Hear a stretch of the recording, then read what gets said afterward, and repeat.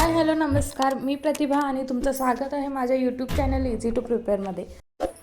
Recipe पाहण्यापूर्वी जर तुम्ही माझ्या चॅनलवर नवीन असाल किंवा फर्स्ट टाइम चॅनलला व्हिजिट करत असाल तर चॅनलला सबस्क्राईब करायला विसरू नका। व्हिडिओ आवडल्यास लाईक शेअर कमेंट करा। लहान मुलं पालेभाज्या वगैरे खायला खूप त्रास देतात, त्यामुळे अतिशय हेल्दी अशी ही रेसिपी मी घेऊन आलेली आहे। तुम्ही या ठिकाणी पाहू शकता, खूप जास्त क्रिस्पी झालेले आहेत, अजिबात ऑइली नाही आहेत। प्लस तुम्ही या ठिकाणी पाहू शकता, मी एक वडा तुम्हाला दाखवते आहे। अशा पद्धतीने अतिशय हेल्दी वडे बनून तयार होतात, त्यामुळे तुम्ही ही रेसिपी नक्की ट्राय करा। त्यासाठी आपल्याला घ्यायचे आहे मेथी स्वच्छ धुवून चिरून घ्यायची आहे। त्यानंतर थोडेसे जिरे हाताने क्रश करून त्यामध्ये ॲड करायचे आहेत, सोबतच ओवा ते देखील हाताने क्रश करूनच यामध्ये ॲड करायचे आहे।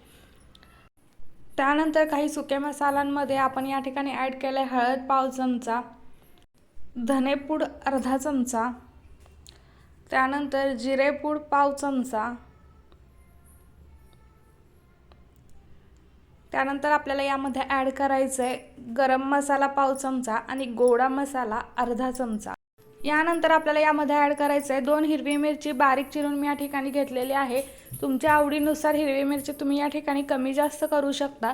त्यानंतर रेड चिली पावडर पाव चमचा या ठिकाणी आपल्याला यामध्ये ॲड करायचं आहे।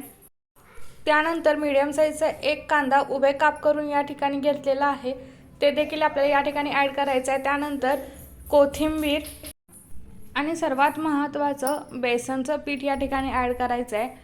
मी या ठिकाणी पळीने ॲड केलं आहे, जितकं पीठ लागतं तसं आपल्याला या ठिकाणी पीठ ॲड करत जायचं आहे। एकदमच खूप जास्त पीठ आपल्याला या ठिकाणी ॲड करायचं नाही आहे। त्यानंतर यामध्ये अगदी किंचितसा सोडा ॲड करायचा, तुम्ही या ठिकाणी पाहू शकता मी अगदी थोडासा सोडा ॲड केलेला आहे।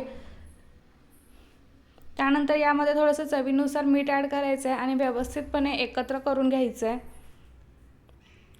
छान असं बाइंडिंग तयार होईल इतपत आपल्याला बेसनपीठ या ठिकाणी ॲड करायचं आहे। बेसनपीठ या ठिकाणी कमी वाटतंय, म्हणजेच बाइंडिंग आपलं व्यवस्थित होत नाही आहे, त्यासाठी मी पुन्हा एकदा यामध्ये थोडंसं बेसनपीठ ॲड केलेलं आहे। साधारण या ठिकाणी मला 1.5 वाटी बेसनपीठ लागलेलं आहे। जर तुम्हाला वाटलं तर थोडं पाण्याचा वापर देखील तुम्ही या ठिकाणी करू शकता, पण आपण ऑलरेडी मेथी धुवून घेतलेली असल्यामुळे त्यामध्ये थोडंसं मॉइश्चर शिल्लक असतं, त्याचाच इथे आपल्याला उपयोग होतो।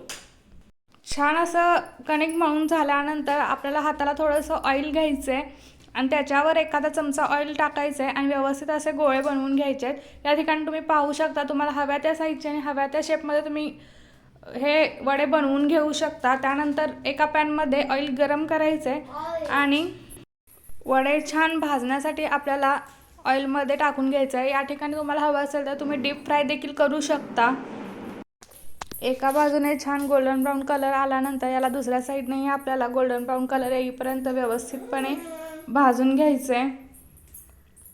दुसऱ्या साईडनेही तुम्ही या ठिकाणी पाहू शकता गोल्डन ब्राऊन छानसा कलर आलेला आहे आणि आपले वडे व्यवस्थितपणे भाजून तयार झालेले आहेत।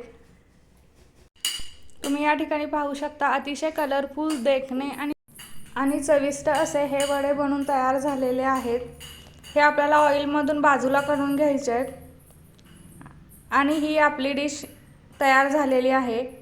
रेसिपी कशी वाटली कमेंटमध्ये कळवा आणि पुन्हा भेटू एका नवीन रेसिपीसोबत। तोपर्यंत काळजी घ्या, बाय।